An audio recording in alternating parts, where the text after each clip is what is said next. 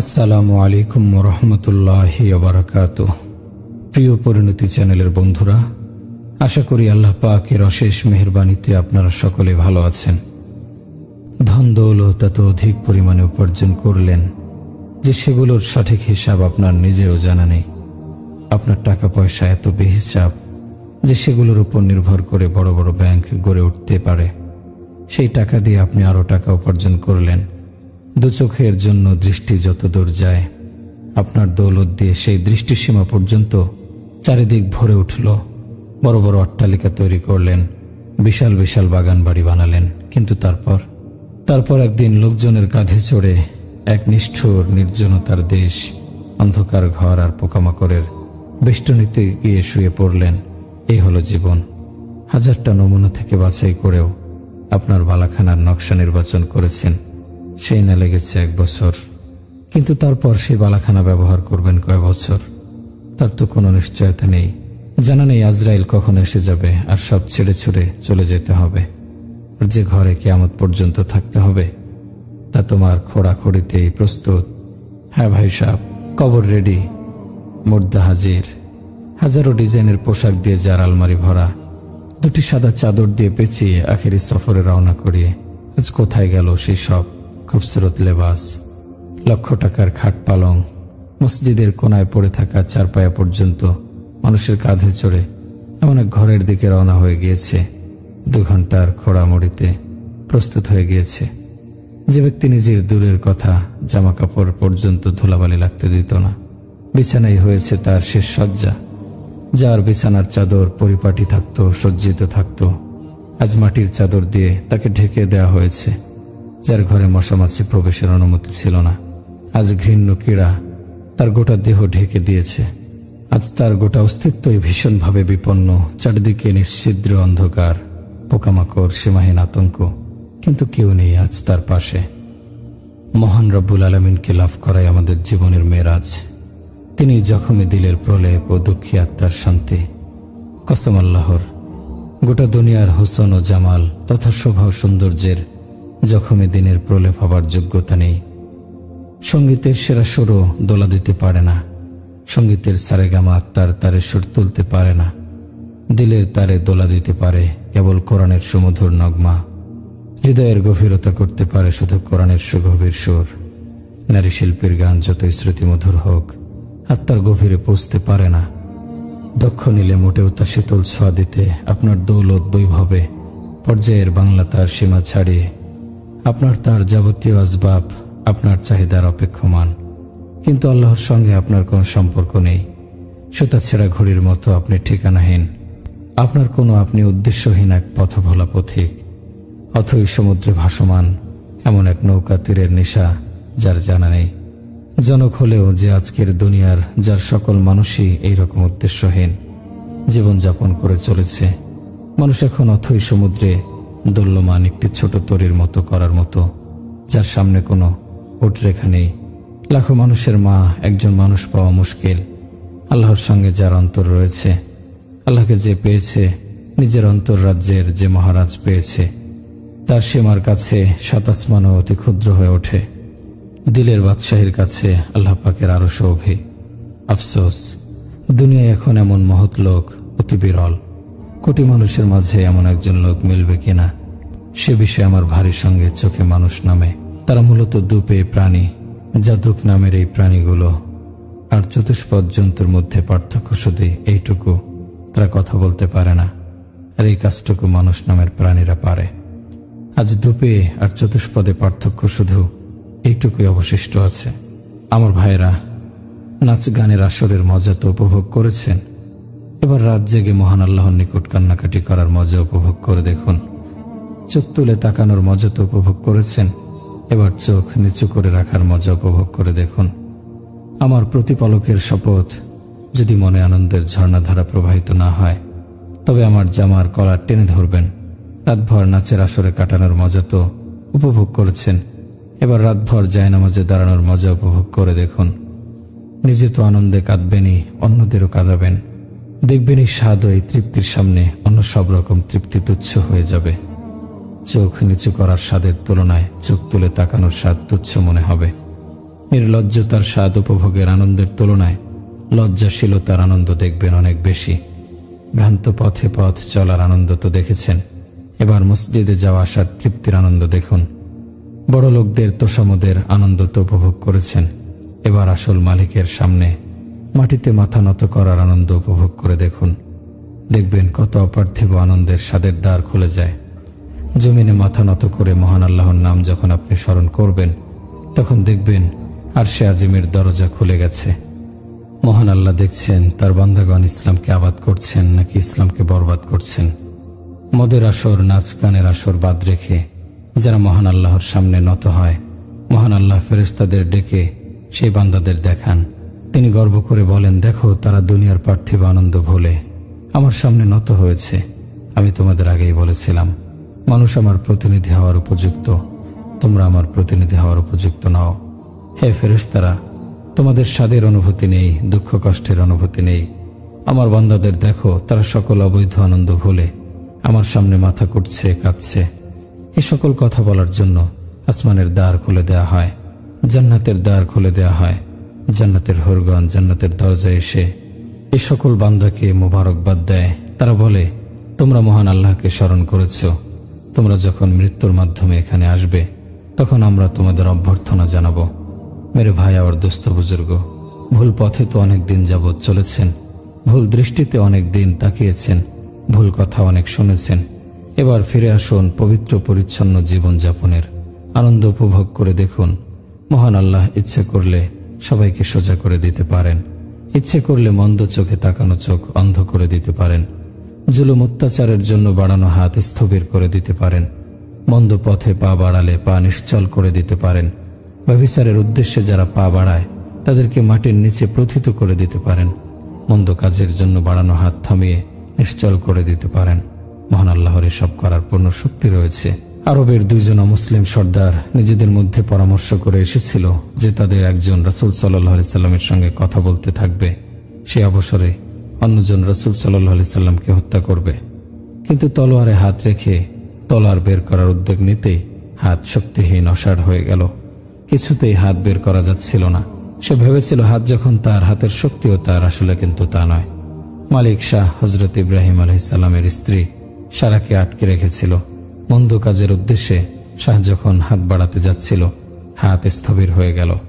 মহান আল্লাহ এ দৃশ্য হযরত ইব্রাহিম আলাইহিস সালামকে দেখালেন, যেন সারার প্রতি তার মনে কোনো প্রকার সন্দেহ দেখা না দেয়।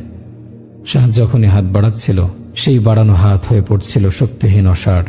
হাত নিচু হয়ে ঝুলে পড়ছিল, কিছুতেই সামনে নেওয়া যাচ্ছিল না। সকল ব্যভিচারীকে মহান আল্লাহ অবশ্যই শক্তিহীন করে দিতে পারেন। সৎ কাজের উদ্দেশ্যে অগ্রসর হওয়া নারীদের মহান আল্লাহ শক্তিহীন করে দিতে পারেন। মহান আল্লাহর অবশ্যই সে শক্তি রয়েছে। মেরে ভাইও, দোস্ত বুজুর্গ, আল্লাহ তাআলাকে সাথে নিয়ে নিলে আসমান, জমিন, লৌহ, কুরসি, শূন্য মহাশূন্য সবকিছু আমাদের গোলাম হয়ে যাবে। কেননা এক সময় সবকিছুর কোনো অস্তিত্ব ছিল না। আল্লাহ তাআলা হযরত আদম আলাইহিস সালামের সাথে এসব সৃষ্টি করেছেন, এসবকে আকৃতি দান করেছেন, আসমানকে ঝুলন্ত করেছেন, কোন স্তম্ভ ছাড়াই তাকে স্থাপন করেছেন। অতঃপর জমিনকে বিছিয়েছেন, সেখান থেকে পানি বের করেছেন, শস্য উৎপন্ন করেছেন, পাহাড় স্থাপন করেছেন, রাত দিনের বিধান তৈরি করেছেন। কখনো রাত দীর্ঘ, আবার কখনো দিন দীর্ঘ। সূর্যকে করেছেন উত্তপ্ত, চাঁদকে করেছেন শীতল। এরপর সূর্য আর চাঁদের আলো পৃথিবীর বুকে ছড়িয়ে দিয়েছেন। আল্লাহ তাআলা বলছেন, তোমরা চিন্তা করে দেখো না কেন আল্লাহ তাআলা আসমান জমিনকে কিভাবে সৃষ্টি করেছেন। তোমাদেরকে জোড়ায় জোড়ায় সৃষ্টি করেছেন। রাতকে আল্লাহ তাআলা বানিয়েছেন আমাদের আরামের জন্য। ঘুমানোর পরে মানুষ দুনিয়ার সব ঝুঁকি ঝামেলা থেকে বেখবর হয়ে যায়।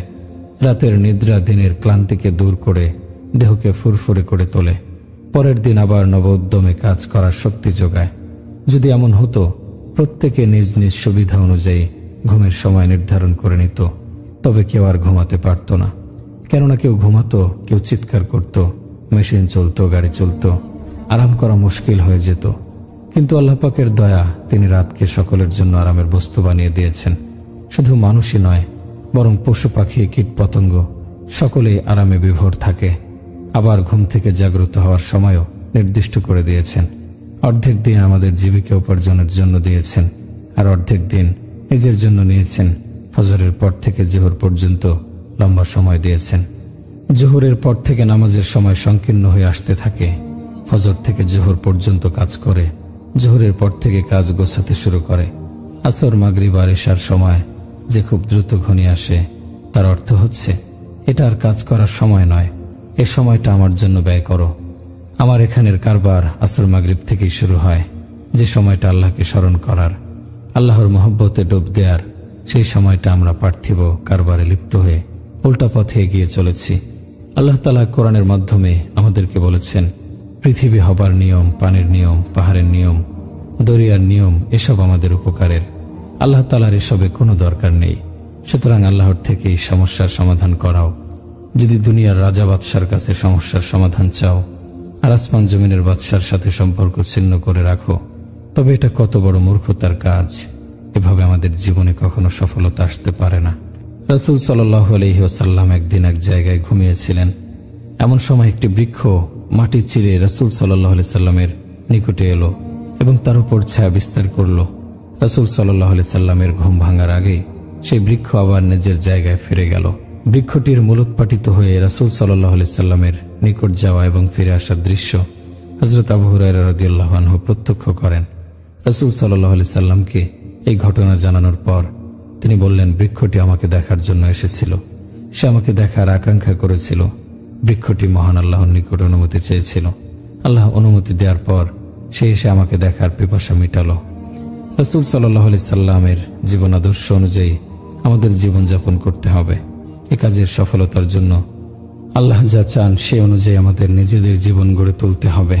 আল্লাহ এবং তার রাসূল সাল্লাল্লাহু আলাইহি সাল্লাম যেসব কাজ করতে নিষেধ করেছেন সেসব কাজকে ঘৃণা করতে হবে। দুনিয়ার মানুষদেরকে আল্লাহ এবং রাসূল সাল্লাল্লাহু আলাইহি সাল্লামের বিধান অনুসারে চালানোর জন্য সচেষ্ট হতে হবে। এটাই উম্মতের জিম্মাদারি। কাউকে আপনি দেখতে গেলেন, তার জামা কাপড় নাই, জুতো নাই, আপনি লোকটির প্রয়োজন পূরণ করার জন্য অগ্রসর হলেন। হঠাৎ দেখলেন একটি সাপ সেই লোকটির প্রতি এগিয়ে আসছে। এ ভয়ঙ্কর দৃশ্য দেখার পর আপনি সাপ সাপ বলে চিৎকার করবেন। লোকটির জীবন রক্ষা করার চিন্তায় আপনি অস্থির হবেন, কারণ যতক্ষণ জীবন থাকবে রুটির প্রয়োজন হবে, জামা কাপড়ের প্রয়োজন হবে, কিন্তু মৃত্যুর পর এসব কিছুর প্রয়োজন আর থাকবে না। এ যুগে জগতে অল্প কিছু সংখ্যক মানুষ ব্যতীত সবাই দোজখের দিকে এগিয়ে যাচ্ছে। এমত অবস্থায় সর্বাগ্রে প্রয়োজন হচ্ছে তাদেরকে আল্লাহর সঙ্গে তাদের সম্পর্ক সৃষ্টি করা, দোজখের সাপবিচ্ছ থেকে রক্ষা করা। মনে যখন মহান আল্লাহর স্মরণ আসে, তার ভালোবাসায় যখন মন ছেয়ে যায়, তখন সেই মন হয়ে ওঠে আল্লাহর আরশ। হযরত মুসা আলাইহিস সালামকে বনে ইসরায়েল জিজ্ঞাসা করেছিল, আপনার প্রতিপালকের কি কোনো ঘর আছে? মহান আল্লাহ হযরত মুসা আলাইহিস সালামকে বলেছেন, তুমি ওদের জানিয়ে দাও, আমার বান্দার পবিত্র অন্তরে আমি অবতরণ করি। আল্লাহর কসম, যে অন্তরে মহান আল্লাহ আসেন তার চেয়ে বড় বাদশা কেউ নেই। हर तमन्ना दिल से रुखसत हो गई, अब तो आजा, अब तो खलायत हो गई, तुझसे किया मोहब्बत हो गई, सारी दुनिया से नफरत हो गई। অর্থাৎ মন থেকে সকল আশা আকাঙ্ক্ষা বিদায় নিয়েছে। এবার তুমি আসো, এখন আমার মন নিঃসঙ্গ, তোমার সঙ্গে আমার ভালোবাসা হয়ে গেছে। এখন সমগ্র বিশ্বকে আমি ঘৃণা করি। শেখ আব্দুল কাদের জিলানীকে বাদশাহ মালিক সানজার বলেছিলেন, হুজুর, আফগানিস্তানের নীলমদুজ প্রদেশ আপনাকে আমি হাদিয়া দিতে চাই। এতে যা আয় হবে সেসব আপনি আপনার মুরিদদের জন্য ব্যয় করবেন। আব্দুল কাদের জিলানী জবাবে বলেন, যেদিন থেকে আমার আল্লাহ আমাকে শেষ রাতে উঠিয়ে তার ইবাদতে সময় কাটানোর রাজত্ব দান করেছেন, সেদিন থেকে একটি জবের দানার বিনিময়েও আপনার পুরো রাজত্ব পাওয়ার আকাঙ্ক্ষা আমার নেই। মনকে মহান আল্লাহর আরশে পরিণত করতে সক্ষম হওয়ার পর রাষ্ট্রপ্রধানদেরকেও মনে হবে দুর্ভাগা, কারণ সে সময় মনে যে স্বাদ, যে তৃপ্তি জাগ্রত হবে, সেই স্বাদ, সেই তৃপ্তি অতুলনীয়। অন্তরে মহান আল্লাহকে স্থান দেওয়ার পর সেখানে আর কাউকে আসতে দেবে না, অন্য কারো প্রবেশাধিকার নিষিদ্ধ করে দেবে। আমার পরিচিত একজন লোক বলেছেন, প্রতি বছর নতুন মডেলের গাড়ি কিনি, প্রমোদ ভ্রমণে বের হই, কিন্তু মনের অস্থিরতা দূর হয় না। আমি বলেছিলাম, শুধুমাত্র মহান আল্লাহকে স্মরণ করলেই এই অস্থিরতা দূর হবে। অন্তরে মহান আল্লাহকে স্থান দিন, সব ঠিক হয়ে যাবে, অন্তর অব্যক্ত আনন্দে ভরে উঠবে। ইমাম জৈনুল আবেদিন সারা রাত কেঁদে কাটাতেন। তার খাদেম তাকে একদিন এভাবে রাতভর কান্নার কারণ জিজ্ঞাসা করেছিল। তিনি বলেছেন, ইউসুফের বিরহে ইয়াকুব নবী 40 বছর কেঁদেছিলেন। শেষ পর্যন্ত চোখের সামনে পরিবারের সবাইকে নিহত হতে দেখেছি। কিভাবে আমার চোখে ঘুম আসবে বলো? ইবনে জিয়াদের সামনে ইমাম হুসাইনের কর্তৃত্ব মাথা নেওয়ার পর ইবনে জিয়াদ বলেছিল, এর চেয়ে সুন্দর চেহারা আমি আজ পর্যন্ত দেখিনি। প্রতিহিংসা চরিতার্থ করতে গিয়ে ইবনে জিয়াদ হাতের ছুরি দিয়ে ইমাম হুসাইনের ঠোঁটে খোঁচা দিচ্ছিল। রাসূল সাল্লাল্লাহু আলাইহি সাল্লামের একজন সাহাবী সেখানে উপস্থিত ছিলেন। তিনি ইবনে জিয়াদকে ধমক দিয়ে বললেন, এটা আপনি কি করছেন? আমি রাসূল সাল্লাল্লাহু আলাইহি সাল্লামকে ওই ঠোঁটে চুমু খেতে দেখেছি। মহান আল্লাহ বলবেন, তোমরা নিজেদের অবস্থান অনুযায়ী চাইতে পারো না, আমার শান অনুযায়ী কিভাবে চলবে? একটি হাদিসে রয়েছে, মহান আল্লাহর বারবার আদেশের পর এক ব্যক্তি দাঁড়িয়ে বলবে, হে মহান আল্লাহ, আপনি বলেছেন দুনিয়াকে মাথার উপরে রেখো না, বরং পায়ের নিচে রাখো। দুনিয়াকে সামনে রেখো না, পেছনে রাখো। দুনিয়াকে প্রিয় জিনিস হিসেবে গ্রহণ করো না, বরং লাঞ্ছিত অপমানিত জিনিসের পর্যায়ে রাখো। অর্থাৎ দুনিয়ার সুখ শান্তি আরামায়েশ প্রত্যাখ্যান করো। আমি তাই করেছি। আমি দুনিয়াকে মাথার উপরে রাখিনি, পায়ের নিচে রেখেছি। দুনিয়াকে সামনে রাখিনি, পেছনে রেখেছি। দুনিয়াকে প্রিয় জিনিসের পর্যায়ে রাখিনি, বরং লাঞ্ছিত এবং অপমানিত জিনিসের পর্যায়ে রেখেছি। এই কারণে আজ আপনার নিকট আবেদন করছি, আপনি সৃষ্টির শুরু থেকে সৃষ্টির ধ্বংস পর্যন্ত যা কিছু রয়েছে সেই সব কিছুর সমপরিমাণ আমাকে দান করুন। মহান আল্লাহ জবাবে বলবেন, তুমি আমার নিকট খুব সামান্য জিনিসই চেয়েছ, যাও তোমার চাহিদা পূরণ করে দিলাম। আমার ভাইরা, দুনিয়ার সুখ শান্তি আরামায়েশের স্থান নয়, এই দুনিয়া পরীক্ষার স্থান। কাজেই আজ থেকে জান্নাতের আশায় নিজেদের নিয়োজিত করুন। মহান আল্লাহর সন্তুষ্টি পাওয়ার কাজে আত্মনিয়োগ করুন। চেষ্টা করতে থাকুন, ইনশাআল্লাহ আল্লাহ সহজ করে দেবেন। আল্লাহর আরশ সকলের মাথার উপরে আসবে। আরশ আসার পর সবাই বেহুশ হয়ে যাবে। এটা দ্বিতীয়বারের বেহুশ হওয়ার ঘটনা। বুখারী শরীফের একটি হাদিসে রয়েছে, রাসূল সাল্লাল্লাহু আলাইহি ওয়াসাল্লাম বলেন, সর্বপ্রথম আমার হুঁশ ফিরে আসবে। কাফেরদের দোজখের দিকে তাড়িয়ে নেওয়া হবে। দোজখের দরজায় তাদের পৌঁছার পর দরজা খুলে যাবে। কাফেররা সোজা দোজখে পৌঁছে যাবে। আব্দুল্লাহ ইবনে উবাই এবং তার সঙ্গে মুনাফিকগণ দোজখে যাবে। ইমানদারদের জান্নাতে পৌঁছানোর শেষ ঘাঁটি হচ্ছে পুলসিরাত। সেই পুলসিরাত কেউ বিদ্যুৎ গতিতে, কেউ বায়ুর গতিতে, কেউ ঘোড়ার গতিতে, কেউ উটের গতিতে, কেউ দ্রুত পায়ে হাঁটার গতিতে, কেউ হোঁচট খেতে খেতে, কেউ কাটার আঘাত খেতে খেতে সামনে অগ্রসর হবে। কারো পোশাক ছেড়ে যাবে, কারো জখম হবে, কাউকে ধারালো অস্ত্র এসে আঘাত করে কিমার মতো পিষে ফেলবে, তারপর দোজখে ফেলে দেবে। কেউ কেউ পুলসিরাত অতিক্রম করার সময় দোজখ বলবে, তাড়াতাড়ি যাও, তোমার ইমানের আলো আমার আগুনের উত্তাপ কমিয়ে দিচ্ছে, আমার উত্তাপে শীতলতা এসে যাচ্ছে। এমন কিছু নাফরমান পুলসিরাত অতিক্রম করবে যাদেরকে দোজখের লেলিহান শিখা গ্রাস করে দোজখে নিয়ে যাবে। তারপর মুনাফিকগণ পুলসিরাত অতিক্রম করতে থাকবে। একবার আমি ফয়সালাবাদে মসজিদের বাইরে পায়চারি করছিলাম। হঠাৎ লক্ষ্য করলাম এক বৃদ্ধ লোক কাঁদছে। আমি লোকটিকে কান্নার কারণ জিজ্ঞেস করলাম। সে বলল, প্রতিদিন আমি ফল কিনে বিক্রি করি। সারাদিন বিক্রির পর লাভের টাকা দিয়ে সন্তানদের জন্য খাদ্য কিনে নেই, কিন্তু জালিমরা আজ আমার সন্তানদের খাবার ছিনিয়ে নিয়েছে। আজ আমি আমার সন্তানদের কি খাওয়াবো? সব ফলের থলি খুলে দেখলাম উপরের ফলগুলো ভালো, কিন্তু ভেতরের ফল পোকায় খাওয়া এবং পচা। আমি আজ সন্তানদের কি খাওয়াবো? একজন সাহাবীর পুত্র কাপড় বিক্রি করছিল, 200 টাকা লাভে বিক্রি করলো। পিতা জানার পর ক্রেতাকে 200 টাকা ফেরত দিলেন এবং পুত্রকে ধমকালেন, বর্তমানে কোনো সন্তান যদি এরকম করে তবে পিতা তাকে উৎসাহিত করে বাহবা দেয়, তার বুদ্ধিমত্তার তারিফ করে। হে কাসরের লোকেরা, আপনারা আপনাদের ব্যবসা বাণিজ্য জায়েজ তরিকায় করুন। একবারের ঘটনা, আমরা গাছতে যাচ্ছিলাম। একজন লোক নিজের অর্থ সম্পদ সবকিছু আমোদ প্রমোদ এবং বিলাসিতায় ব্যয় করল। বাকি থাকলো শুধু বসবাসের ঘর। লোকটির এক বন্ধু পরামর্শ দিল, এবার তোমার মাকে মেরে তবে ঘরটিও বিক্রি করতে পারবে। এই সময় আমরা সেখানে পৌঁছলাম। আমাদের দেখে লোকটির সেই দুষ্ট বন্ধু পালিয়ে গেল।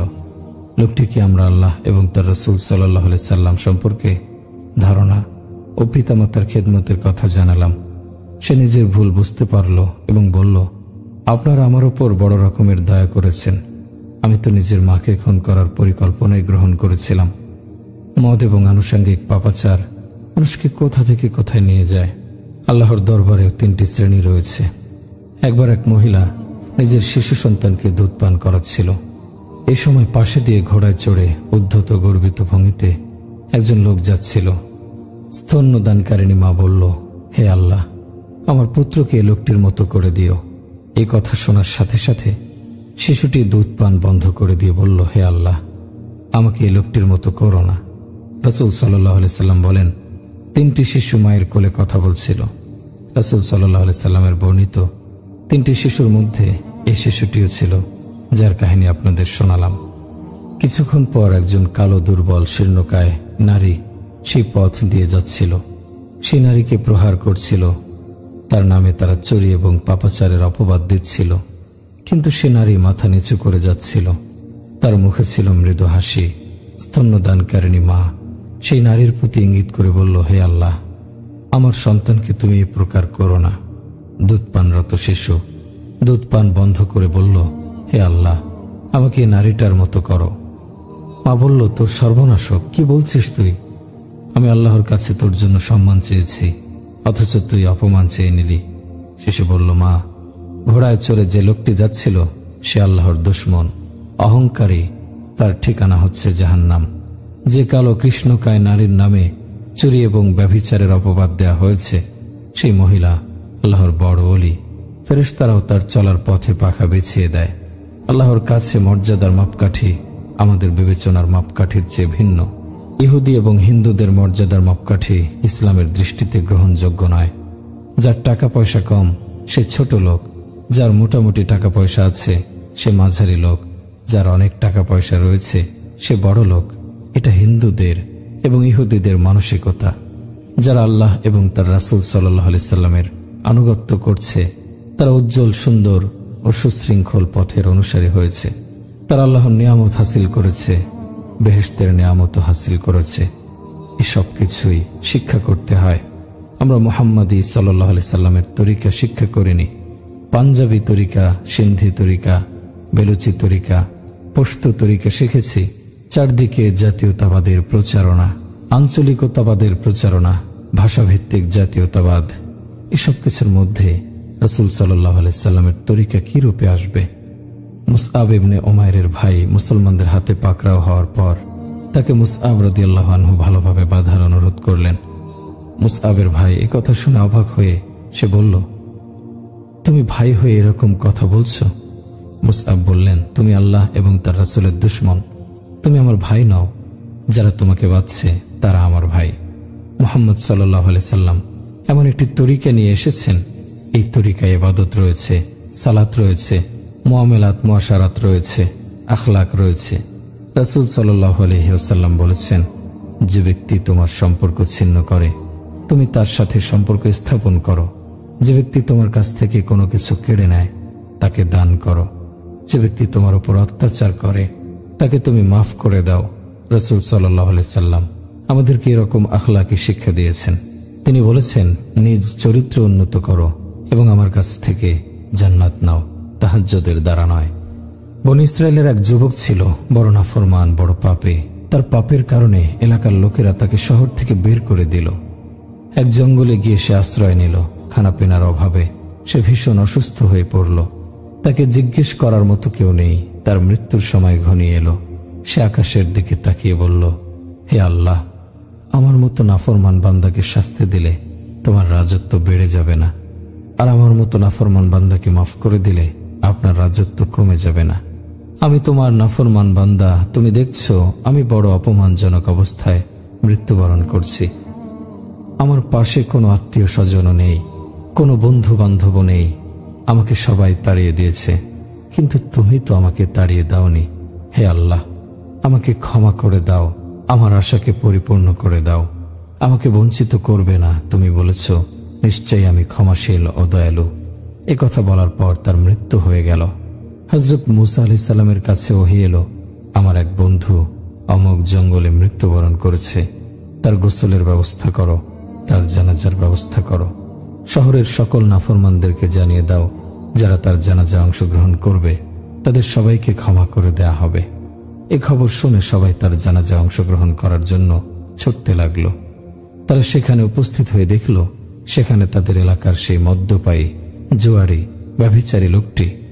তারা হযরত মূসা আলাইহিস সালামকে জিজ্ঞেস করল, হে মূসা, আপনি কি বলছেন? এ ব্যক্তি ওই পাপী যাকে আমরা শহর থেকে তাড়িয়ে দিলাম, অথচ আপনার প্রভু বলছেন যে ব্যক্তি তার জানাজায় অংশগ্রহণ করবে সে ক্ষমাপ্রাপ্ত হবে। হযরত মূসা আলাইহিস সালাম আল্লাহ তাআলাকে জিজ্ঞেস করলেন, আপনার বান্দার এরূপ বলছে? আল্লাহ তাআলা উত্তর দিলেন, তারা যা বলছে তাও সত্য, আমি যা বলছি তাও সত্য। এ ব্যক্তির ব্যাপারে তারা যা বলছে সে তেমনই ছিল, কিন্তু মৃত্যুর সময় আমি তাকে দেখলাম সে অপমানিত অবস্থায় মৃত্যুবরণ করছে, দরিদ্র অবস্থায় মারা যাচ্ছে, একাকী মারা যাচ্ছে, পাশে না আছে কোনো আত্মীয় স্বজন, না আছে কোনো বন্ধু বান্ধব। এরূপ অসহায় অবস্থায় যখন সে আমাকে ডাকল, হে আল্লাহ, সকলে আমাকে ছেড়ে দিল, আপনি তো আমাকে ছাড়েননি। তার এই কথাগুলো শুনে আমার রহমতের জোশ এসে গেল, আমার মহব্বতের জোশ এসে গেল, ব্যাপারটি আমার আত্মমর্যাদায় লেগে গেল। সকলে তাকে ছেড়ে দিল, কিন্তু আমি আমার বান্দাকে ছাড়ব না। হে মূসা, আমার সম্মানের শপথ, সে কেবল নিজের জন্য ক্ষমা চেয়েছে। সে যদি সমগ্র পৃথিবীর মানুষের জন্য ক্ষমা চাইত, আমি সবাইকে ক্ষমা করে দিতাম। রাসূল সাল্লাল্লাহু আলাইহি সাল্লামকে আল্লাহ তাআলা কিয়ামত পর্যন্ত আগত মানুষ জাতি ও জিন জাতির জন্য বিশেষ লক্ষ্যে প্রেরণ করেছেন। আল্লাহ তাআলা হুকুম আহকাম এবং আল্লাহর বান্দাদেরকে দ্বীনের দাওয়াতের জন্য প্রেরণ করেছেন। দুর্বল এক রিওয়ায়াত অনুযায়ী হুজুর সাল্লাল্লাহু আলাইহি সাল্লাম মেরাজ থেকে ফেরার পর ইয়াজুজ মাজুজের কাছে গিয়েও তাদেরকে ঈমানের দিকে দাওয়াত দিয়েছেন। বন্ধুগণ, আল্লাহ আমাদের নিকট কি চান সেটাই আমরা বোঝাই। বর্তমানে আমরা নিজেদের প্রবৃত্তির অনুসরণ করে জীবন কাটাচ্ছি। আমরা যা মন চায় তাই করব। এটা হচ্ছে দোজখের পথ। আমরা বলি যে আল্লাহ তুমি যা চাও আমরা তা পূরণ করব। আমার কিছু থাকুক বা না থাকুক, এটাই হচ্ছে মেহনত। আমি শুধু বলি, মহান আল্লাহ তাআলার সাথে সন্ধি করুন, বন্ধুত্ব করুন। আমি অন্য কিছু বলি না। আল্লাহর সাথে মিশে যান, অন্য কিছুর দরকার নেই। আল্লাহর সাথে আমাদের সম্পর্ক স্থাপন করতেই হবে। আল্লাহকে সন্তুষ্ট করার জন্য আমাদের এই ঘর ছাড়ার দরকার হবে না, বরং ঘরের তরিকা বদলাতে হবে। এ শহর ছেড়ে যেতে হবে না, বরং শহরের ভ্রান্ত তরিকা ছাড়তে হবে। মুহাম্মদ মুস্তাফা সাল্লাল্লাহু আলাইহি সাল্লাম এর তরিকায় প্রবেশ করতে হবে, অন্য কিছু নয়। আল্লাহর হাবিব আমাদেরকে যা বলে গেছেন, আমাদেরকে শুধু সেই কাজ করতে হবে। যারা রাসূল সাল্লাল্লাহু আলাইহি সাল্লামের তরিকা যারা স্থায়ী করবেন, তাহলে তিনি তাদের প্রতি সন্তুষ্ট হবেন। আল্লাহকে সন্তুষ্ট করার জন্য গ্রাম শহর ছেড়ে যাবার, ব্যবসা বাণিজ্য ত্যাগ করার কোনো দরকার নেই, বরং নিজের মন গড়া তরিকা ছেড়ে আল্লাহর রাসূলের তরিকা গ্রহণ করতে হবে। আল্লাহ এবং তার রাসূল সাল্লাল্লাহু আলাইহি সাল্লামের আনুগত্য ছাড়া অন্য কারো আনুগত্য করা যাবে না। প্রভু এবং তার রাসূলের প্রত্যাশা পূরণ করা সকল মুসলমানের কর্তব্য। সেই প্রত্যাশা অনুযায়ী জীবনযাপন করা আবশ্যক। এক তো ইবাদত গুরুত্বপূর্ণ, তবে ইবাদতের মধ্যে নামাজ হচ্ছে সবচেয়ে গুরুত্বপূর্ণ। দিনের অন্যান্য অনুশাসনও পালন করতে হবে। আল্লাহ যাকে সামর্থ্য দিয়েছেন তাকে যাকাত দিতে হবে। আল্লাহ যাকে জমির মালিক বানিয়েছেন তাকে উশর আদায় করতে হবে। এই যে বর্তমানে অসময়ে বৃষ্টি হচ্ছে, এতে আমাদের এলাকার মৌসুমী ফসলের ব্যাপক ক্ষতি হয়েছে। কেন হয়েছে? ভূমি মালিকরা উশর দেয় না, ব্যবসায়ীরা যাকাত দেয় না, শুধু টাকা পয়সা সঞ্চয়ের চিন্তায় মগ্ন থাকে। যাকাত দিন, উশর দিন, সবকিছু ঠিক হয়ে যাবে। আমার ভাইরা, আমরা তাওবা করে আল্লাহকে সন্তুষ্ট করতে পারি। আল্লাহর পথে বের হন এবং তাওবা করুন, আল্লাহকে সন্তুষ্ট করুন। নবীর তরিকা অনুসরণ করার মাধ্যমেই আল্লাহর সন্তুষ্টি পাওয়া যাবে। আজ পর্যন্ত যত পাপ করেছেন সেসব পাপের জন্য আল্লাহর নিকট তাওবা করুন। যত নামাজ ছেড়েছেন, যাকাত দেননি, কারো হক নষ্ট করেছেন, কারো সঙ্গে লড়াই করেছেন, কারো নামে মামলা করেছেন, কারো সঙ্গে ঝগড়া করেছেন, সব পাপের জন্য আল্লাহর কাছে ক্ষমা চান। কবরে যেতেই হবে, এ কথা চিন্তা ফিকির করুন। জান্নাতের চিন্তা সামনে রাখুন। জুলকারনাইন বিশ্বজুড়ে রাজত্ব করেছিলেন, কিন্তু তারও সব ইচ্ছা পূর্ণ হয়নি। হযরত সুলাইমান আলাইহিস সালাম সিংহাসন রেখে মরে গেছেন। আমরা কি করতে পারব? সমগ্র পাকিস্তানে যা আছে, দুনিয়ায় যা আছে, সবকিছু একদিন ছেড়ে চলে যেতে হবে। দুনিয়ার পিছনে ছুটে বেড়ানো বুদ্ধিমানের কাজ নয়। আজ পর্যন্ত যত নাফরমানি করেছেন, যত পাপ করেছেন, সবকিছুর কথা মনে রেখে তাওবা করুন। ফরজ আদায় করেননি, মানুষের হক নষ্ট করেছেন, প্রতিবেশীর হক নষ্ট করেছেন, পিতামাতার হক, স্ত্রীর হক, সন্তানের হক, ভাইয়ের হক, সঙ্গী সাথীর হক, যা কিছু অন্যায় করেছেন সেসব থেকে আল্লাহর নিকট তাওবা করুন। এই কাজ কি শুধু আমাদের? আপনাদের দায়িত্ব নয়? তওবা করুন, আল্লাহ ক্ষমা করে দেবেন। আল্লাহ ক্ষমা করতে পছন্দ করেন। আল্লাহ বলেন, যদি তোমরা পাপ করা ছেড়ে দাও এবং সবাই পুণ্যবান হয়ে যাও, তাহলে তোমাদের সবাইকে আমি জান্নাতে ডেকে নেব। তারপর এমন কওম সৃষ্টি করব যারা শুধু পাপ করবে, তারপর ক্ষমা চেয়ে আমার নিকট কান্নাকাটি করবে, তওবা করবে। আমি তাদের ক্ষমা করে দেব। যদি আমি দুনিয়ায় কাউকে আযাব দিতে চাই, তবে সর্বপ্রথম তাকেই আযাব দেই যে ব্যক্তি আমার রহমত থেকে হতাশ হয়ে বসে থাকে, আমার রহমত পাওয়ার আশা ছেড়ে দেয়। আপনাদের একটি কাহিনী শোনাচ্ছি। আল্লাহ তাআলা হযরত মূসা আলাইহিস সালামকে বলেন, জমিনকে তোমার আনুগত্য করে দিলাম, তুমি কারুনকে ধসিয়ে দাও। হযরত মূসা আলাইহিস সালাম জমিনকে বললেন, ওকে ধরো এবং ভেতরে ঢুকিয়ে নাও। কারুন যখন মাটির নিচে তলিয়ে যেতে লাগলো, তখন কারুন বলল, হে মূসা, আমাকে মাফ করে দিন। কিন্তু হযরত মূসা আলাইহিস সালাম তার কথায় কর্ণপাত করলেন না। কারুন ধীরে ধীরে মাটির নিচে ঢুকতে লাগলো। বারবার করুণ কণ্ঠে সে হযরত মূসা আলাইহিস সালামের নিকট ক্ষমা প্রার্থনা করল। কারণ মাটির নিচে তলিয়ে গেল। আল্লাহ মূসাকে বললেন, হে মূসা, তোমার মন বড় শক্ত। সে বারবার ক্ষমা চাইল, অথচ তুমি তাকে ক্ষমা করলে না। সে যদি আমার নিকট মাত্র একবার ক্ষমা চাইতো, তাহলে তাকে আমি ক্ষমা করে বাইরে বের করে আনতাম। যে আল্লাহ ক্ষমা চাইলে কারুনকে ক্ষমা করে দিতেন, তিনি কি আমাদের ক্ষমা করবেন না? আমরা তো কারুনের চাইতে উত্তম। আমরা তো রাসূল সাল্লাল্লাহু আলাইহি সাল্লামের উম্মত। যা আমাদের জন্য ক্ষতিকর তা যেমন জানেন, তেমনি জানেন আমাদের জন্য উপকারী বিষয়ও। তাই ভাই, আল্লাহকে সাথে নিতে হবে। আল্লাহকে সাথে নিলে ইজ্জত সম্মান সব আসবে, ইহকালে ও পরকালে সফলতা আসবে। আর তাকে সাথে নিতে হলে আসবাবের উপর ভরসা না করে তার অস্তিত্বের উপর ভরসা বসাতে হবে। অর্থ সম্পদ দ্বারা কিছু হয় না, খানা দ্বারা পেট ভরে না, ঔষধে শেফা হয় না, মালের সম্মান আসে না। এ বিশ্বাস অন্তরে গেঁথে নিতে হবে। এই পৃথিবীতে যা কিছু রয়েছে সবকিছুই আল্লাহর নিয়ামতে পরিপূর্ণ। আল্লাহর নিয়ামতের কারণেই সবকিছু জীবিত রয়েছে। আল্লাহর নিয়ামতের কারণেই সবাই জীবন হাসিল করেছে। তবে নিয়ামতের মধ্যে কম বেশি রয়েছে। সকল মাখলুকাতের মধ্যে মানুষও একটি মাখলুক। মানুষকে যত বেশি নিয়ামত দেয়া হয়েছে, অন্য কোনো মাখলুককে এত নিয়ামত দেয়া হয়নি। মানুষ আশরাফুল মাখলুকাত, অর্থাৎ সৃষ্টির সেরা জীব। আল্লাহর সব সৃষ্টির মধ্যে মানুষ হচ্ছে অধিক সম্মানী। কোরআনে কথা বলা হয়েছে, বাস্তবেও আমরা সেটা দেখতে পাই। মানুষ উন্নতির উচ্চ শিখরে আরোহণ করার পর সৃষ্টির সেরা জীব হওয়ার ধান্দাবাজি করে। নিজের চেয়ে নিচু মানসম্পন্ন জিনিসকে মানুষ উচ্চ মর্যাদায় স্থান দেয়, তাদের সামনে মাথা নিচু করে, সিজদা করে, তাদের ইবাদত করে। মানুষদের মধ্যে অহংকারের কারণে বিত্তশালীরা গরিবদের ঘৃণা করে, নিজেদের শ্রেষ্ঠ মনে করে।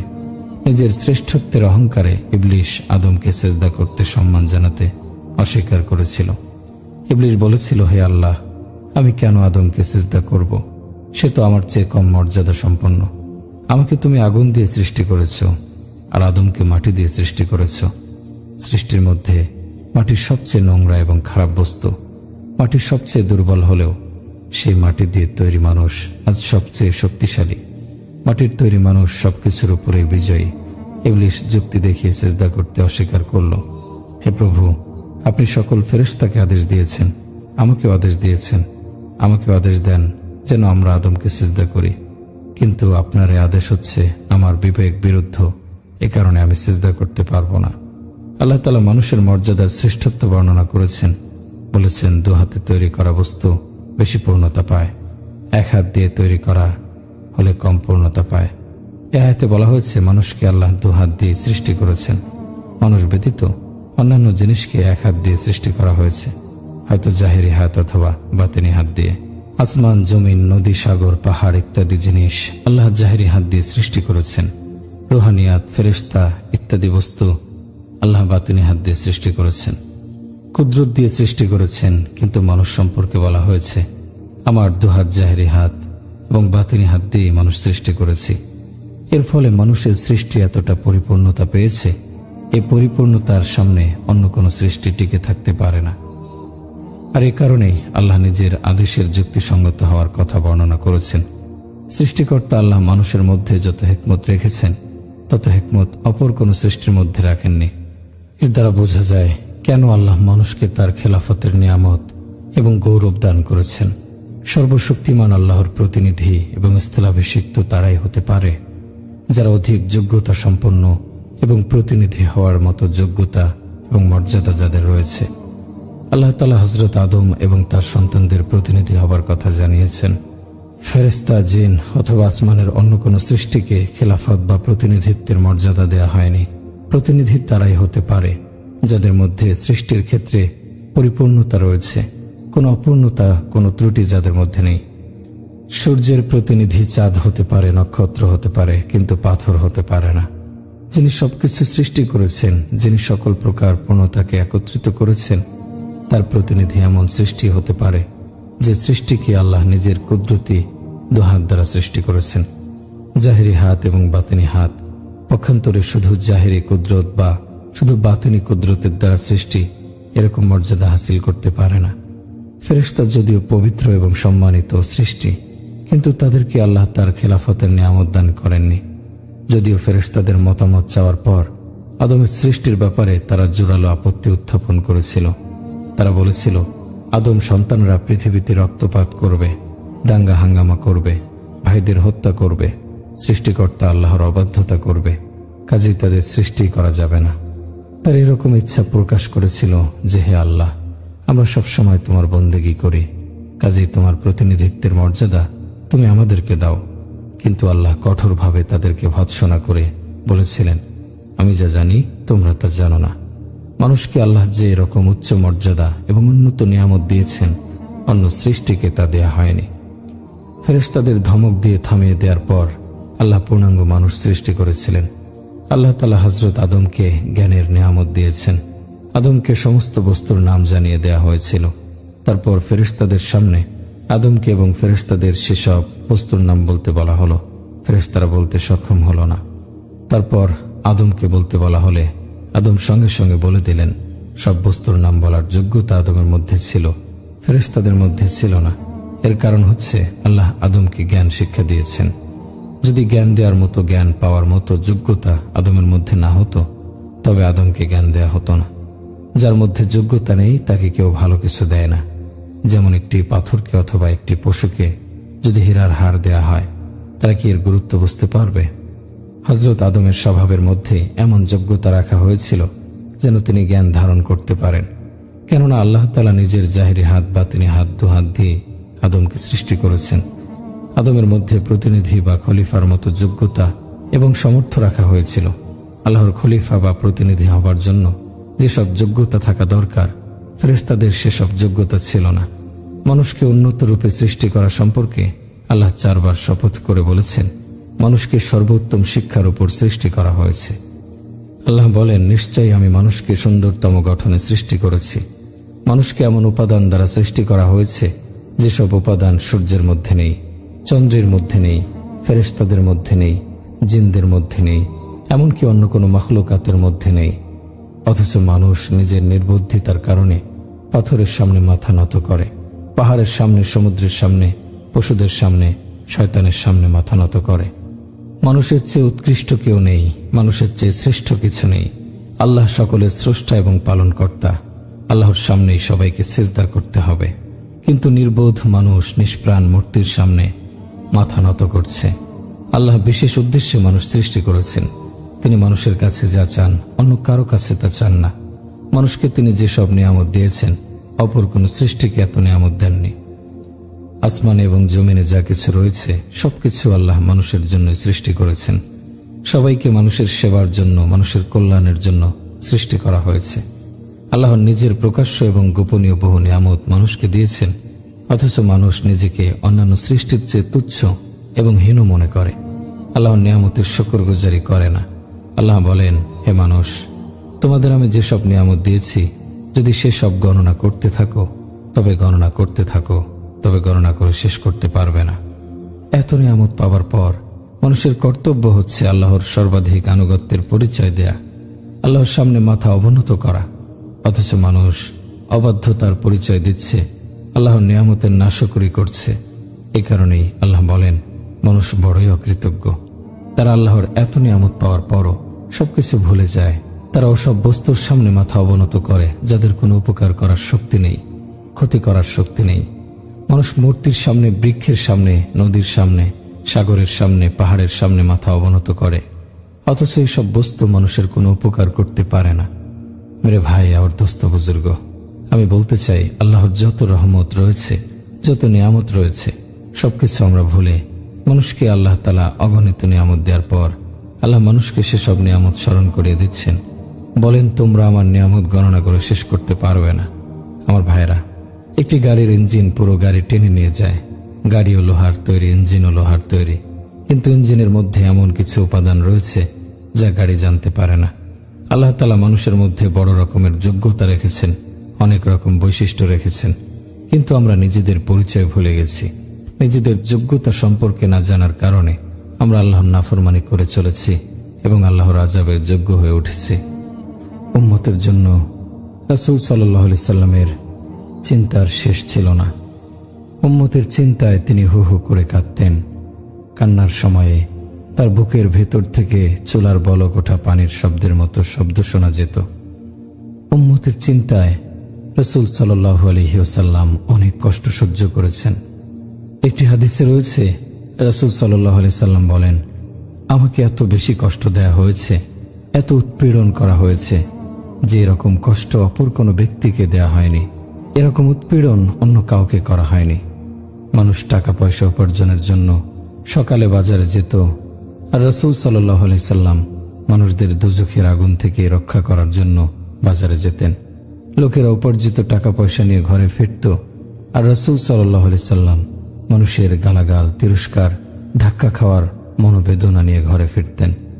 আল্লাহ যাকে দুনিয়া এবং পরকালের নেতৃত্ব দিয়েছেন, যাকে বন্ধু হিসেবে গ্রহণ করেছেন, দিনের জন্য তিনি এত বেশি প্রহার সহ্য করেছেন যে অপর কাউকে তার মতো প্রহার করা হয়নি। বিকেলে মানুষ টাকার থলে পূর্ণ করে ঘরে ফিরত, আর রাসূল সাল্লাল্লাহু আলাইহি সাল্লামের বুকে জখমে জখমে চারণের মতো ছিদ্র হয়ে যেত। মানুষ নিজের মুনাফার জন্য মেলার আয়োজন করত, কিন্তু রাসূল সাল্লাল্লাহু আলাইহি সাল্লাম মানুষদের দোজখের আগুন থেকে রক্ষা করার জন্য মেলার আয়োজন করতেন। মানুষ মেলা থেকে বিভিন্ন বস্তু ক্রয় করত, কিন্তু রাসূল সাল্লাল্লাহু আলাইহি সাল্লাম কি কাজ করতেন? একজন সাহাবী বলেন, ইসলাম কবুলের পূর্বে আমি মূর্খতার অন্ধকারে ছিলাম। সে সময় একদিন দেখলাম একজন লোকের চারিদিকে বহু লোক ভিড় করে রয়েছে। সে ব্যক্তি মানুষদের আল্লাহর প্রতি আহ্বান জানাচ্ছে, আর মানুষ তাকে নিয়ে ঠাট্টা তামাশা করছে। এক সময় সূর্য মাথার উপরে উঠে এলো। হঠাৎ একজন লোক এসে সে ব্যক্তির চাঁদের মতো চেহারায় থুথু নিক্ষেপ করল। অপর একজন এসে তার জামা ছেড়ে ফেলল। তৃতীয় একজন এসে তার চেহারা এবং মাথায় মাটি নিক্ষেপ করল। চতুর্থ একজন এসে তার চেহারায় পাথর নিক্ষেপ করল। অন্য এক বর্ণনায় রয়েছে, রাসূল সাল্লাল্লাহু আলাইহি সাল্লামকে সে সময় মানুষ পাথর দিয়ে আঘাত করেছিল। তায়েফেও রাসূল সাল্লাল্লাহু আলাইহি সাল্লামকে সীমাহীন কষ্ট দেয়া হয়েছিল। একটি বর্ণনায় রয়েছে, রাসূল সাল্লাল্লাহু আলাইহি সাল্লামকে দীর্ঘ 6 মাইল পর্যন্ত জনতা পাথর নিক্ষেপ করেছিল। পাথরের আঘাতে রাসূল সাল্লাল্লাহু আলাইহি সাল্লাম পড়ে যাওয়ার পর উঠে দাঁড়ালে বিদ্রুপকারীরা পুনরায় তাকে তাড়া করত। তায়েফে তাকে এত বেশি প্রহার করা হয়েছিল, তার উড়ু রক্তাক্ত হয়ে গিয়েছিল, তার জুতা রক্তে লাল হয়ে জুতার সাথে লেগে গিয়েছিল। মাওলানা তারেক জামিল বলেন, আল্লাহর হাবিবকে যে সময় এরকম অত্যাচার করা হচ্ছিল, সেই দৃশ্য দেখে ফেরেশতারাও কেঁদেছিল। এক হাদিসে বর্ণনা রয়েছে, আসমানে ফেরেশতাদের চিৎকার করে কান্নার শব্দ শোনা গিয়েছিল। দিনের বেলা এত অত্যাচার নির্যাতন সহ্য করে রাসূল সাল্লাল্লাহু আলাইহি সাল্লাম বিকেলে যখন ঘরে ফিরতেন, মক্কার কুরাইশগণ সে সময় তার ঘরের সামনে উটের ভুঁড়ি, নোংরা আবর্জনা ফেলে রাখত।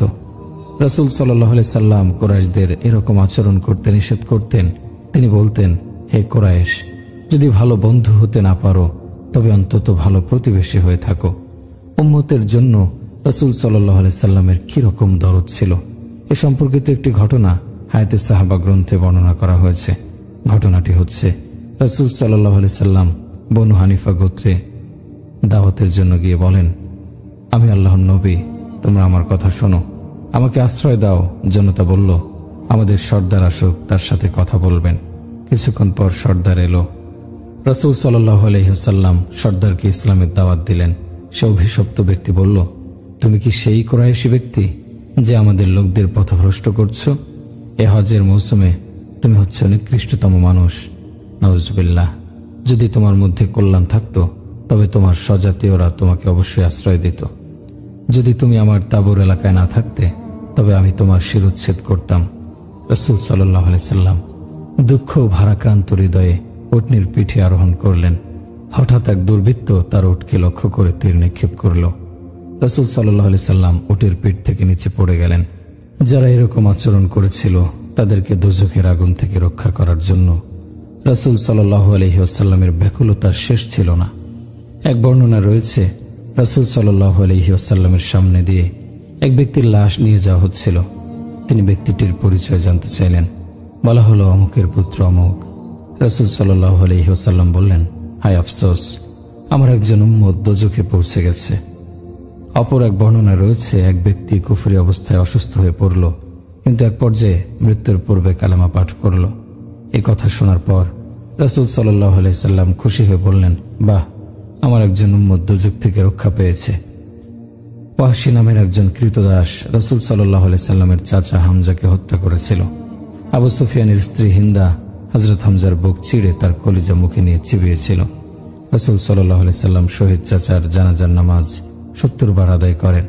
এ সময় তিনি অঝোর ধারায় কাঁদছিলেন। চাচার হত্যাকারী ওয়াহশীকেও রাসূল সাল্লাল্লাহু আলাইহি সাল্লাম ইসলামের দাওয়াত দেন এবং শেষ পর্যন্ত ওয়াহশী ইসলাম কবুল করেন। একবার রাসূল সাল্লাল্লাহু আলাইহি সাল্লামের কাঁধের ওপর কাফেরগণ উটের নাড়ি ভুঁড়ি চাপিয়ে দেয়। তার অপরাধ ছিল তিনি মানুষদের দ্বীনের দাওয়াত দিচ্ছিলেন। দ্বীনের দাওয়াত দেওয়ার কারণে আবু লাহাবের পুত্র আতিয়া বহু লোকের মধ্যে রাসূল সাল্লাল্লাহু আলাইহি সাল্লামের জামার আস্তান ছিঁড়ে ফেলে এবং তার চেহারা লক্ষ্য করে থুথু নিক্ষেপ করে। এছাড়া রাসূল সাল্লাল্লাহু আলাইহি সাল্লামের বিবাহিত কন্যাকে তালাক দেয়। মেরে ভাইয়া ওর দোস্ত বুজুর্গ, যে পিতার যুবতী কন্যাকে তালাক দেয়া হয় সেই পিতার মর্মযাতনা তক্তভোগীরাই শুধু অনুভব করতে পারে। একবার কাবা ঘরে নামাজ আদায়ের সময় উকবা ইবনে আবু মুশত রাসূল সাল্লাল্লাহু আলাইহি সাল্লামের গলায় চাদর পেঁচিয়ে হেঁচকে টান দেয়। এতে তিনি মাটিতে পড়ে যান। রাসূল সাল্লাল্লাহু আলাইহি ওয়াসাল্লাম আবু জেহেলকে বহুবার দ্বীনের দাওয়াত দিয়েছিলেন। একবার আবু জেহেল বলল, হে মুহাম্মদ, তুমি আমার কাছে আর এসো না, আমি তোমার রবকে বলে দেব যে তুমি আমাকে কালেমা পাঠ করার দাওয়াত দিয়েছিলে। একদল সাহাবা এক রাতে রাসূল সাল্লাল্লাহু আলাইহি সাল্লামকে পাহাড়ের উপর থেকে নিচে অবতরণ করতে দেখেন। তাকে জিজ্ঞেস করে জানা গেল, পাহাড়ের উল্টো দিকে একটি কাফেলা এসেছিল। রাসূল সাল্লাল্লাহু আলাইহি সাল্লাম তাদেরকে দ্বীনের দাওয়াত দেওয়ার জন্য গিয়েছিলেন। একবার আরাফাতের ময়দানে রাসূল সাল্লাল্লাহু আলাইহি সাল্লাম ক্রমাগত 5 ঘন্টা যাবত উম্মতের মাগফিরাতের জন্য দোয়া করেছিলেন। একটি হাদিসে রয়েছে, রাসূল সাল্লাল্লাহু আলাইহি সাল্লাম বলেন, আমাকে যত কষ্ট দেয়া হয়েছে অপর কোন নবীকে এত কষ্ট দেয়া হয়নি। মেরে ভাইয়া ওর দোস্ত বুজুর্গ, সর্বশক্তিমান আল্লাহ তার সত্তাকে অদৃশ্য পর্দার আড়ালে রেখেছেন। তিনি বিভিন্ন জিনিস সৃষ্টি করেছেন, সেসব সৃষ্টির মাধ্যমে নিজেকে প্রকাশ করেছেন। আল্লাহ পানিকে বাষ্পে পরিণত করে শূন্যে ওঠান, তারপর সেই বাষ্প থেকে মেঘ তৈরি হয়, মেঘ থেকে বৃষ্টি হয়। এসব কিছুর মাধ্যমে আল্লাহর কুদরত প্রকাশ পায়। আল্লাহর কুদরত দেখা যায় না, তবু গৃহীত ব্যবস্থা আমরা দেখতে পাই। কৃষক জমিতে বীজ বপন করে, বীজ থেকে চারা গজায়, সে চারা গাছের শিকড় মাটির নিচে প্রথিত হয়ে যায়, উপরে শাখা প্রশাখা বের হয়, ফুল আসে। এসব কিছু আমরা দেখতে পাই। এসব কিছুর মাধ্যমে আল্লাহর কুদরত দেখতে পাই না, যা প্রকাশ পেয়েছে শুধু সেই প্রকাশমান তা প্রত্যক্ষ করি। আকাশে বিজলির চমক আমরা লক্ষ্য করি, আল্লাহর কুদরত দেখা যায় না, তবে বোঝা যায়। চাঁদের জ্যোৎস্না ধারা আমরা দেখি, কিন্তু আল্লাহর কুদরত দেখতে পাই না, তবে আল্লাহ তাআলা যে ইচ্ছা করেছেন সেটা বোঝা যায়। দিনের উজ্জ্বলতা আমরা প্রত্যক্ষ করি, এর মাধ্যমে আল্লাহর কুদরত দেখা যায় না। বিশ্বের জগতে বিভিন্ন সৃষ্টির মাধ্যমে আমরা আল্লাহর অদৃশ্য শক্তির প্রকাশ লক্ষ্য করি। মানুষ দুর্বল, তারা মনে করে যা কিছু হচ্ছে বিভিন্ন জিনিসের দ্বারা হচ্ছে, আসলে কিন্তু তা নয়। সোনা রূপা টাকা পয়সার মাধ্যমে যা কিছু আমরা হতে দেখি, কিন্তু আমাদের এ দেখা সঠিক নয়। আল্লাহর নবীগণ এবার দিয়েছেন, জমিনে যা কিছু হয়ে থাকে এসব কিছু প্রথমে আকাশে সিদ্ধান্ত হয়, এরপর জমিনে সেই সিদ্ধান্তের বাস্তবায়ন ঘটে। এ কারণে আল্লাহ তাআলা চান মানুষ কোনো জিনিসের গোলামি না করে যেন একমাত্র আল্লাহর গোলামি করে। মনে রাখতে হবে যে আল্লাহ যা চাইবেন তা হবে, আল্লাহ যা চাইবেন না তা হবে না। মেরে ভাইয়া ওর দোস্ত বুজুর্গ, আল্লাহ তাআলা বলেন, হে মানুষ, তুমি ইচ্ছা করো আর আমিও ইচ্ছা করি। তুমি যা ইচ্ছা করো তা আমার ইচ্ছা ব্যতীত বাস্তবায়িত হয় না। আল্লাহ যা চান সেটা কারো সাহায্য ব্যতীতই সম্পন্ন করেন। যদি তোমাদের চাওয়া আমার চাওয়া অনুযায়ী না হয়, তবে আমি তোমাদের চাওয়া পূরণ করব না। আমি যা চাইব তাই হবে। নিজের ইচ্ছার সাথে আল্লাহ তাআলা নিজের কুদরতে দৃষ্টির আড়ালে হয়েছেন। তবে আল্লাহর সৃষ্টির মাধ্যমে আল্লাহর ইচ্ছা প্রকাশ পায়। আল্লাহর ইচ্ছা আমাদের ভেতরের এবং বাইরের কাজের মাধ্যমে প্রকাশ পাবে। জমিন এবং আকাশের বাদশাহী একমাত্র আল্লাহর। আল্লাহ সৃষ্টি করেন, আমাদেরকে আল্লাহ সৃষ্টি করেছেন। সূর্যের আলো, চাঁদের আলো আল্লাহর সৃষ্টি। আল্লাহ তাআলা বলেন, আমি 7 আকাশ এবং 7টি চাঁদের জমিন সৃষ্টি করেছি। সূর্য চাঁদের ব্যবস্থাপনা জমার সৃষ্টি। আল্লাহ আমাদেরকে সৃষ্টি করেছেন, জমিন আল্লাহর সৃষ্টি করেছেন। আমরা পুনরায় মাটির ভেতর চলে যাব। এরপর পুনরায় মাটির ভেতর থেকে আমাদেরকে বের করা হবে। আল্লাহ তাআলা জমিনকে বিছানা করেছেন। আল্লাহ ব্যতীত কে জমিনকে বিছানার মতো বিছিয়ে দিতে পারে? আমি জমিনকে বিছানা করেছি। আমি জমিনে পাহাড়কে গেঁথে দিয়েছি। তোমাদের পুরুষ এবং নারী রূপে আমি সৃষ্টি করেছি। তোমাদের আরামের জন্য আমি ঘুমের ব্যবস্থা করেছি। রাতকে গোপন করার জিনিস করেছি, দিবসকে কাজ করার বিষয় করেছি। রাত আল্লাহর ইচ্ছায় প্রকাশ পেয়েছে, দিনও আল্লাহর ইচ্ছায় প্রকাশ পেয়েছে। রাত যদি স্থির হয়ে থাকে তবে রাতকে দিন করা কারো পক্ষে সম্ভব নয়। রাত যদি 6 ঘন্টা, 8 ঘন্টা, 12 ঘন্টা না হয়ে স্থির হয়ে থাকে কিয়ামত পর্যন্ত, তবে অন্য সৃষ্টিকর্তাকে নিয়ে আসো, যিনি তোমাদেরকে দিন দেবেন। একইভাবে দিন যদি স্থির থাকে, যেমন দুপুর 12টায় সূর্য মাথার ওপর থাকার সময় যদি স্থির হয়ে থাকে, তবে অন্য সৃষ্টিকর্তা নিয়ে আসো, যিনি তোমাদেরকে রাতের ব্যবস্থা করে দেবেন। আল্লাহ না চাইলে কেউ দিনকে রাতে পরিবর্তিত করতে পারবে না। রাতকে আমি তোমাদের আরামের জন্য তৈরি করেছি। তোমরা কেন ভয় করো না? কেন তোমরা দেখতে পাও না? মুশরিকদের কর্মকাণ্ডই ছিল এইরকম। তাদের এই স্বেচ্ছাচারিতার ফলে হজ তার নির্দিষ্ট তারিখে হতো না। তবে তারিখের এই পরিবর্তনটা এমনভাবে হয়েছিল যে 33 বছর পর পর ঘুরে ঘুরে হজ তার নির্দিষ্ট তারিখে হতো। 8ম হিজরিতে যখন মক্কা বিজয় হলো, সে বছরের হজ ও জিলহজ মাসে ছিল না। কিন্তু রাসূল সাল্লাল্লাহু আলাইহি সাল্লাম প্রকাশ্যে এই ঘোষণা দিলেন না যে এখন ইসলাম সুপ্রতিষ্ঠিত, এবার আর এই হজ চলবে না, জিলহজ মাসের নির্দিষ্ট তারিখে হজ হবে। তো তার এই নীরবতা কেন ছিল? কারণ নমুসলিমদের মধ্যে তখন এই ভার বহন করার ক্ষমতা তৈরি হয়নি। ঘোষণা হলে তাদের মাঝে বিভক্তি সৃষ্টি হয়ে যায় কিনা, এই আশঙ্কায় তিনি নীরব ছিলেন। পরবর্তী বছর হযরত আবু বকর সিদ্দিক রাদিয়াল্লাহু আনহু হজ করে কাফেলা পাঠিয়েছিলেন। সেবারও হজ তার নির্দিষ্ট তারিখে ছিল না। পরবর্তী বছরটি ছিল 33তম বছর। ফলে পরিবর্তিত তারিখটি ঘুরতে ঘুরতে 10ম হিজরিতে পুনরায় সঠিক তারিখে ফিরে এসেছিল। মক্কা বিজয়ের পর 2টি হজ তার নির্দিষ্ট তারিখে হয়নি। কিন্তু রাসূল সাল্লাল্লাহু আলাইহি সাল্লাম সেই তারিখ পরিবর্তনের চেষ্টা না করে অপেক্ষা করেছেন। সেই তারিখ নিজেই তার সঠিক দিনে ফিরে অজ্ঞান আশায় যেন যাতে আরবদের মাঝে কোনো বিশৃঙ্খলা সৃষ্টি না হয়। 10ম হিজরিতে হজ নির্দিষ্ট সময়ে নির্দিষ্ট তারিখে ফিরে আসার পর তিনি নিজের হজের ঘোষণা দিলেন। মক্কা বিজয়ের পর 8ম ও 9ম হিজরিতেও মুশরিকরা বাইতুল্লাহ তাওয়াফ করার সুযোগ পেয়েছিল। নবীজি সাল্লাল্লাহু আলাইহি সাল্লাম তাদেরকে বাধা দেননি। তবে 9ম হিজরিতে ঘোষণা দিলেন, আগামী বছর থেকে কোনো অমুসলিমের জন্য বাইতুল্লাহ তাওয়াফের সুযোগ থাকবে না। আর কেউ উলঙ্গ হয়ে বাইতুল্লাহ তাওয়াফ করতে পারবে না। মেরে ভাই আর দোস্ত বুজুর্গ, হযরত আম্বিয়া আলাইহিমুস সালাম গণ তরবিয়তের প্রতি এতটা খেয়াল করতেন। দিন তো আর কোনো পুড়িয়া নয় যে খাইয়ে দেবেন আর আব্দুল কাদের জিলানী হয়ে যাবে। এটা তরবিয়তের মাধ্যমে হতে হবে। আল্লাহর বান্দারা তো দোকানদারি করতে করতে জীবন শেষ করে দিচ্ছে, কিন্তু কখনো তো এই কথা বলে না যে দোকানের এত মেহনত করার কি প্রয়োজন, একটু নেক নজর দিলেই হয়। এই যে চীনের জন্য 70 জন নবী নিজেদের জীবন উৎসর্গ ফিন্দা করার জন্য আল্লাহ দুশমনদের হাতে প্রাণ দিয়েছেন। দিন হাসিলের জন্য মেহনত অবশ্যই করতে হবে। প্রার্থার মধ্যে আগ্রহ তলব থাকলে তবে নজর করবে। আল্লাহ রাসূল সাল্লাল্লাহু আলাইহি সাল্লামের চেয়ে বড় আর কি হতে পারে? কিন্তু তার নজর পর্যন্ত আবু লাহাবের ক্ষেত্রে কেন কার্যকরী হলো না? অথচ নবীজি সাল্লাল্লাহু আলাইহি সাল্লাম তামান্না করতেন আবু লাহাব কালিমা পড়ে নিক। সে পড়ল না কেন? তার মধ্যে তলবই ছিল না। সুতরাং শুধু নজরে কি হবে? দিন হাসিল করার জন্য তলব অবশ্যই হতে হবে। ভেতরে তলব, ব্যথার চেষ্টা যখন সৃষ্টি হবে, তখন আল্লাহ পাকের পক্ষ থেকে অনুগ্রহ নেমে আসবে।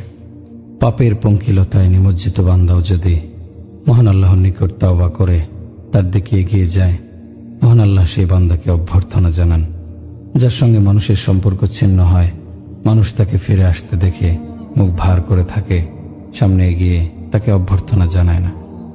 কিন্তু মহান আল্লাহ তার পথ ভোলা বান্দাকে ফিরে আসতে দেখে অভ্যর্থনা জানান। আল্লাহ বলেন, হে বান্দা, আমার নিকট যে ফিরে আসবে আমি সামনে এগিয়ে এসে তাকে অভ্যর্থনা জানাবো। দুনিয়ায় দেখা যায় যে ব্যক্তি আমাদের সঙ্গে সম্পর্ক ছিন্ন করল, আমরাও তার সঙ্গে সম্পর্ক ছিন্ন করি। মহান আল্লাহ বলেন, আমার যে বান্দা আমার দিক থেকে মুখ ফিরিয়ে নেয়, আমি তার কাছে গিয়ে তার কাঁধে হাত রেখে বলি, হে বান্দা, তুমি আমাকে ছেড়ে কোথায় চলেছ? কোরআনে বলা হয়েছে, হে মানুষ, তোমাকে কে ধোঁকা দিয়েছে তোমার প্রতিপালকের সত্তা সম্পর্কে? তোমরা তোমাদের প্রতিপালককে ছেড়ে তার সৃষ্টির আনুগত্য করে চলেছ। তোমাদের কি হয়েছে? তোমরা স্রষ্টাকে ভুলে সৃষ্টির পেছনে কেন ছুটে চলেছ? মেরে ভাই আর দোস্ত বুজুর্গ, মহান আল্লাহর প্রতি অগ্রসর হন। তিনি প্রতীক্ষায় আছেন। তার শাস্তির চেয়ে তার দয়া, তার মহানুভবতা অনেক বেশি। তার ক্ষমতা, তার উদারতার কোনো তুলনা নেই। একটি কাহিনী শুনিয়ে কথা শেষ করছি। বনী ইসরায়েলে একজন লোক ছিল। সে মদ খেত, জুয়া খেলত, আরো নানা রকম পাপ কাজে লিপ্ত ছিল। শহরের লোকেরা তার উপর চরম বিরক্ত হয়ে তাকে শহর থেকে বের করে দিয়েছিল। মন্দ লোককে মন্দ বলা হলে সে আরো মন্দ হয়ে যায়। নবীদের তরিকা হচ্ছে, খারাপ লোককে তারা খারাপ বলতেন না, বরং তাকে ভালোবাসতেন, তাকে কাছে ডাকতেন, বোঝাতেন। বোঝানোর কারণে সে অবশ্যই বুঝবে। কাউকে শাস্তি দিয়ে খোঁটা দেওয়ার মাধ্যমে যদি বলা হয় যে তুমি এটা করেছো, তুমি ওটা করেছো, এটা মানুষের স্বভাবসম্মত নয়।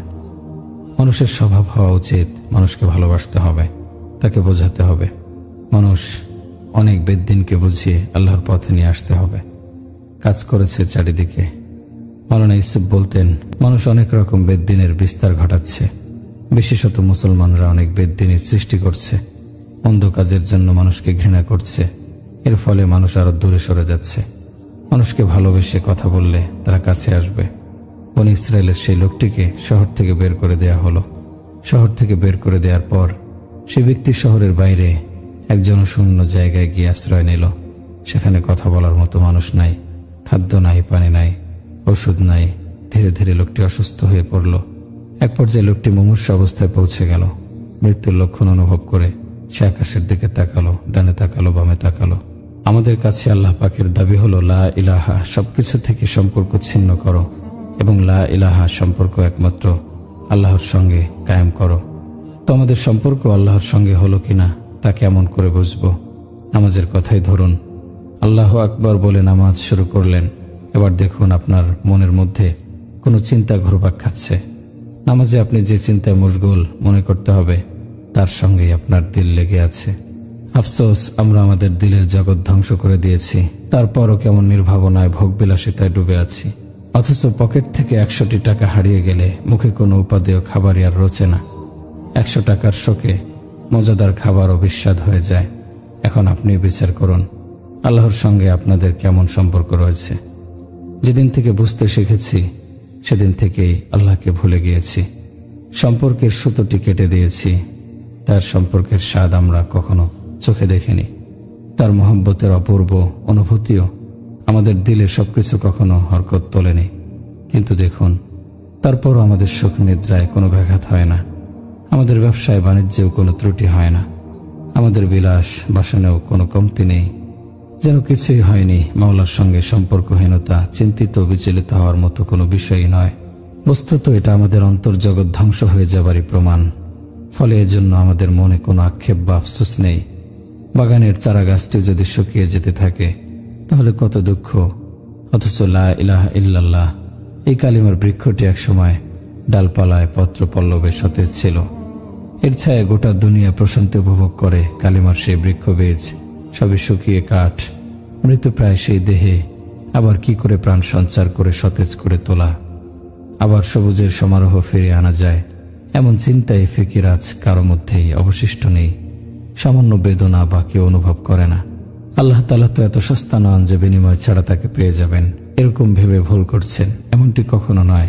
আল্লাহ পাককে লাভ করার জন্য আল্লাহ ও যথাসাধ্য চেষ্টার সম্মিলিত প্রয়াস, লা ইলাহা ইল্লাল্লাহ এর মেহনত আবশ্যক।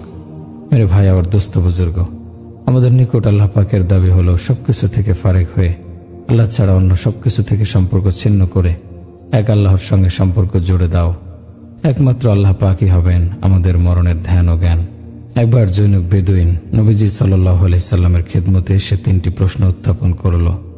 1 নম্বর হলো, আমরা আমাদের বাপদাদার দিন ছেড়ে আপনার দিন গ্রহণ করব, এটা কিভাবে সম্ভব? দ্বিতীয় হলো, আপনি বলেছেন কায়সার আর কিসরা আমাদের গোলাম হয়ে যাবে, অথচ আমাদের অবস্থা তো এটাই, আমরা খাবার জন্য রুটিও পাই না, তবে তারা কিভাবে আমাদের গোলাম হয়ে যাবে? আর তৃতীয়, মৃত্যুর পরে আমরা যখন পচে গলে মাটি হয়ে যাব, তখন আবার কিভাবে আমাদেরকে জীবিত করা হবে? রাসূলুল্লাহ সাল্লাল্লাহু আলাইহি সাল্লাম বললেন, আল্লাহ তাআলা তোমাকে হায়াত দিলে তুমি দেখতে পাবে, সমস্ত আরব যদি আমার কালেমা পড়ে তবে তাদের হাতে পারস্য আর রোম বিজিত হবে। আর তৃতীয় বিষয় সেটি কিয়ামতের দিন তুমি বুঝতে পারবে, আমি সেদিন তোমার হাত ধরে তোমার এই কথা স্মরণ করিয়ে দেব। সে বলল, আমি একদম বেহুদা কথা বিশ্বাস করি না। এ বলে সে চলে গেল। তার জীবদ্দশায় বিজয় হলো, তাবুক পর্যন্ত ইসলাম ছড়িয়ে পড়ল, কিন্তু তবুও সে মুসলমান হলো না। তারপরে কাদেসিয়ার যুদ্ধ হলো, ইরান বিজয় হলো, ইয়ারমুকের যুদ্ধের পর রোমও পদানত হলো। এবার তার মনে ভয় ঢুকে গেল, সে হিজরত করে মদিনায় এলো আর মুসলমান হয়ে গেল। মেরে ভাই আর দোস্ত বুজুর্গ, আমরা আমাদের বুদ্ধি বিবেচনাকে নবীজির দেয়া সংবাদ থেকে সরে ব্যবহার করছি, এজন্য ইহকাল ও পরকাল সব ধ্বংস হচ্ছে। আল্লাহ তাআলা বলছেন, পৃথিবীতে আমি সামান্য শাস্তি দিয়ে থাকি, বড় শাস্তি দেই না, যাতে তারা তাওবা করে, প্রত্যাবর্তন করে, কিন্তু পরকালের শাস্তি অধিক মারাত্মক। এজন্য এখন আমাদের যা করণীয় তা হচ্ছে আল্লাহর দিকে আমাদের ফিরতে হবে। আসমান জমিনের রাজত্ব আল্লাহরই হাতে, তার কোনো শরিক নেই। বনী ইসরাইল হযরত মূসা আলাইহিস সালামকে জিজ্ঞেস করল, তোমার প্রভু কি ঘুমায়? মূসা আলাইহিস সালাম ভীষণ রাগান্বিত হলেন তাদের উদ্ভট প্রশ্ন শুনে। আল্লাহ তাআলা বললেন, রাখো, আমি তাদেরকে বুঝিয়ে দিচ্ছি। তুমি রাতের বেলা একটি পেয়ালা নিয়ে দাঁড়িয়ে যাবে। মূসা আলাইহিস সালাম পেয়ালা নিয়ে দাঁড়িয়ে গেলেন। রাত যখন অর্ধেক অতিবাহিত হয়ে গেল, তখন তার ঝিমুনি আসতে লাগলো। আরে ঝিমুচ্ছ, পেয়ালা পড়ে ভেঙে যাবে তো। শেষ রাতে এত ঘুম এলো, পেয়ালা হাত থেকে পড়ে চূর্ণ বিচূর্ণ হয়ে গেল। আল্লাহ তাআলা বললেন, তোমার প্রভু যদি রাতে বা দিনে কোনো সময় ঘুমিয়ে যান, তবে আসমান জমিন চন্দ্র সূর্য সব ধ্বংস হয়ে যাবে। মেঘ থেকে বৃষ্টি ঝরে, সেই বৃষ্টি সমুদ্রে, গ্রামে, শহরে, পাহাড়ে, মরুভূমিতে বর্ষিত হয়। পানির মাধ্যমে মহান আল্লাহ তার কুদরতের নিদর্শন প্রকাশ করেন। গাভী সেই পানি পান করার পর সে পানি দুধে পরিণত হয়। সাপবিচ্ছু সেই পানি পান করে বিষ তৈরি করে। মানুষ সেই পানি পান করে জীবনী শক্তি লাভ করে। বৃক্ষ সেই পানি শোষণ করে ফুল ফল উৎপাদন করে। ফুল সেই পানি শুষে নিয়ে সুবাস তৈরি করে। উপরে পানি ওঠানোর জন্য আমরা প্রেসার মোটর ব্যবহার করি। সেই মোটর পাম্প করে পানি উপরে তোলে। মহান আল্লাহ 100 ফুট 200 ফুট উপরে পানি উঠিয়ে নেন। মহান আল্লাহ মাটির শিরা উপশিরা থেকে পানি গাছের শিকড়ে পৌঁছে দেন। কোনো প্রকার প্রেসার মোটর ছাড়াই পানি গাছের সর্বশেষ পাতাটি পর্যন্ত পেয়ে যায়। এর ফলে সেই পাতা সজীব থাকে। মহান আল্লাহ গাছের শাখায় পাতায় প্রয়োজন অনুযায়ী পানি পৌঁছে দেন। সেই পানির সাহায্যে বৃক্ষে ফল তৈরি হয়। সেই ফলে নানা রকম স্বাদ তৈরি হয়। ফলে তৈরি হয় সুবাস। ফলের রসে যে মিষ্টতা আমরা লাভ করি, সেই মিষ্টতা পানির মাধ্যমে তৈরি হয়। পানি সরবরাহে ফলে ফলে নানা রং তৈরি হয়, স্বাদ তৈরি হয়। এসব কিছুই মহান আল্লাহর কুদরতের অপূর্ব নিদর্শন। এই অনুগ্রহ এবং উদারতা ফেরাউন এবং হযরত মূসা আলাইহিস সালাম একইভাবে লাভ করেন। সর্বশক্তিমান আল্লাহর দরবার শত্রুদের জন্য, বন্ধুদের জন্য সমানভাবে খোলা থাকে। তার দয়ার দান অনুগত বান্দা যেমন পায়, অবাধ্য বান্দাও একইভাবে পেয়ে থাকে। যারা তাকে মানে, যারা তাকে মানে না, সবার জন্যই তার দয়ার দান অবারিত। যারা হালাল উপার্জন করে তাদের যেমন তিনি দান করেন, যারা হারাম উপার্জন করে তাদেরও তিনি সমানভাবে দান করেন। তার বন্টন ব্যবস্থা সকলের জন্য উন্মুক্ত রাখা হয়েছে। মেরে ভাই আর দোস্ত বুজুর্গ, এমন দয়ালু প্রতিপালককে না মানা এবং তার আনুগত্য না করা ভীষণ রকমের বাড়াবাড়ি। এটা ধ্বংসের কারণ, এটা বড় রকমের জুলুম। আমার বন্ধুগণ, মহান আল্লাহ কারো প্রতি জুলুম অত্যাচার করেন না। মহান আল্লাহর পালন ব্যবস্থা, তার রুবুবিয়াত সবার জন্য একই নিয়মে চলে। সবার জন্য একই নিয়মে চলে এসেছে, ভবিষ্যতেও চলতে থাকবে। মহান আল্লাহর সঙ্গে সম্পর্ক ছিন্ন করার অপরাধে আমাদের আর নিয়োজিত থাকা সমীচীন নয়। এবার আমাদের তওবা করা দরকার। সন্তান মায়ের নিকট থেকে দূরে যাওয়ার পর মা যেমন ছটফট করে, বান্দা মহান আল্লাহর নিকট থেকে বিচ্ছিন্ন হওয়ার পর মানবতা তার চেয়ে বেশি ছটফট করতে থাকে। মা সন্তানের ঘরে ফেরার জন্য যেমন প্রতীক্ষায় থাকে, মহান আল্লাহ বান্দার তওবার জন্য চেয়ে অধিক প্রতীক্ষা করেন। রাতে মা সবার ঘরের দরজা বন্ধ করে না। সে চিন্তা করে, আমার সন্তান ফিরে আসতে পারে। প্রতিটি শব্দে মা উৎকর্ণ হয়, এই বুঝে তার সন্তান ঘরে ফিরে এলো। মহান আল্লাহ বান্দার জন্য তার তওবার জন্য প্রতীক্ষারত মায়ের চেয়ে অধিক প্রতীক্ষায় থাকেন। তিনি বলেন, হে আমার পথভোলা বান্দা, তুমি ফিরে এসো, আমার দ্বার তোমার জন্য উন্মুক্ত রেখেছি। তুমি আমার নিকট তওবা করো, তারপর দেখো তোমার সঙ্গে আমার সম্পর্ক কেমন হয়। সবার সঙ্গে তো সম্পর্ক স্থাপন করে দেখেছ, এবার আমার সঙ্গে সম্পর্ক স্থাপন করে দেখো। সকল ঘাটের পানি তো খেয়েছ, এবার আমার ঘাটের পানি পান করে দেখো। চোখ তুলে তাকানোর স্বাদ তো অনেক উপভোগ করেছ, এবার চোখ নামিয়ে রাখার স্বাদ উপভোগ করো।